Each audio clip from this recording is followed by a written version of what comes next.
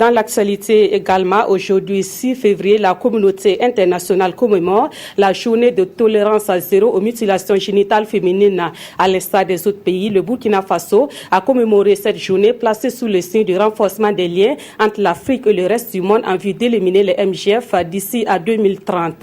Une fois de plus, un plaidoyer a été fait à l'endroit des partenaires techniques et financiers pour la mise en œuvre du plan stratégique d'élimination de cette pratique au Burkina Faso. Le reportage de Yacouba Gamene et Yolan Lompo.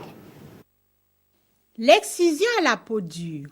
Malgré les efforts consentis pour venir à bout de cette pratique, elle est toujours d'actualité. Rien qu'en août 2016, 3 filles dans le quartier Wayalguin en ont été victimes. Le cas le plus récent remonterait au 26 janvier dernier, où l'on assistait à un affrontement à Bagré entre forces de l'ordre et population pour la libération d'une exciseuse et de ses complices.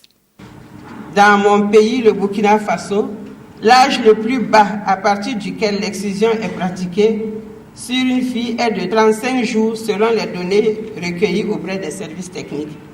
Le pinceau à la main, tour à tour, partenaires financiers et autres acteurs impliqués dans cette lutte ont réaffirmé leur engagement à travers cette toile à la faveur de la 14e journée internationale Tolérance Zéro ou MJF. Le Burkina Faso a joué un rôle majeur dans l'adoption de la résolution des Nations Unies portant sur l'intensification de l'action mondiale pour l'élimination des mutilations génitales féminines.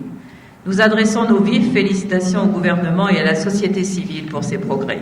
Au Burkina Faso, l'on ambitionne de réduire de 20% la prévalence des MJF grâce à la mise en œuvre du plan stratégique national de promotion de l'élimination des mutilations génitales féminines qui couvre la période 2016-2020.